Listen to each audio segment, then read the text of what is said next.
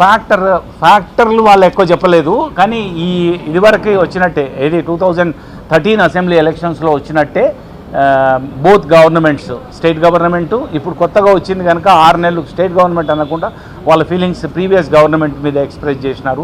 నిరుద్యోగము, అధిక ధరలు, ఇట్లాంటి సమస్యల పట్ల ఎక్కువ రియాక్ట్ అయినారు. మిగతా ఫ్యాక్టర్స్ తక్కువ ఉన్నాయి. కాకపోతే కొన్ని మాకు వచ్చిన శాంపిల్లో మేము ఒక అంచనాకు వచ్చి, మేము ఇది ఒకటే కాక గత 3.5 మాసాలుగా మా సర్వేయర్స్ ఫీల్డ్లో తిరిగి పబ్లిక్ తోటి ఇంటరాక్ట్ కూడా అయినారు. వీటిని రెండింటిని సమన్వయపరిచి చూసినప్పుడు కొన్ని స్ట్రీట్స్ లైక్ ఖమ్మం, నల్గొండ, మహబూబాబాద్, నాగకర్నూల్, ఇట్లా వరంగల్ తర్వాత వచ్చింది. ఇట్లా ఒక 4-5 సీట్లు కాంగ్రెస్కు సాలిడ్గా, అట్లాగే కరీంనగర్, నిజామాబాద్, సికింద్రాబాద్, చెవెల్లా, మల్కాజ్గిరి ఇట్లాంటివి భారతీయ జనతా పార్టీకి సాలిడ్గా కనిపిస్తుంటే, మహబూబ్ నగర్, జహీరాబాద్, మెదక్ అండ్ భువనగిరి ఇట్లాంటి చోట టఫ్ కంటెస్ట్ ఉంది. ఈ టఫ్ కంటెస్ట్ ఉన్న 4 కాన్స్టిట్యున్సీస్లో కొన్ని చోట్ల triangle contest between Congress, BJP and BRS కూడా ఉంది. బీఆర్ఎస్ గట్టి పోటీ ఇస్తున్న స్థానాలు మెదక్ ఒకటి,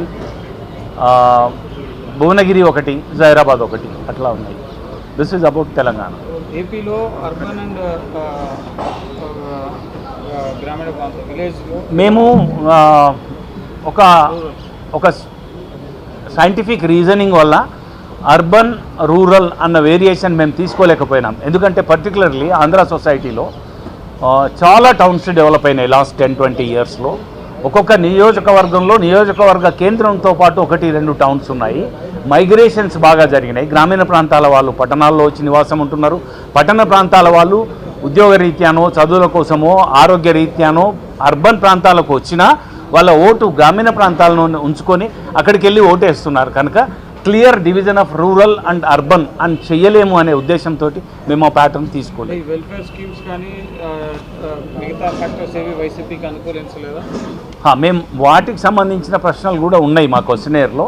అయితే వాటిలో కూడా ఈ ప్యాటర్న్లోనే రెస్పాన్స్ వచ్చింది తప్ప అంత భిన్నంగా రాలేదు. వెల్ఫేర్ స్కీమ్ మా ఓవరాల్ ఇంటరాక్షన్స్ విత్ పీపుల్ వెళ్ళినప్పుడు వెల్ఫేర్ స్కీమ్ ఏ ప్రభుత్వాలు ఉన్నాయి ఇవ్వాల్సిందే అట్లాంటి మాటలు కొన్ని చోట్ల ఉంటే, వెల్ఫేర్ స్కీమ్స్ ఉన్నాయి కనుక మమ్మల్ని ఈ ప్రభుత్వంలో ముఖ్యమంత్రి చూసుకున్నంత గొప్పగా ఇంకా గతంలో ఏ ముఖ్యమంత్రి చూసుకోలేడు కనుక మేము వైసీపీకే ఓటేస్తాం అన్న వాళ్ళు కూడా ఉన్నారు.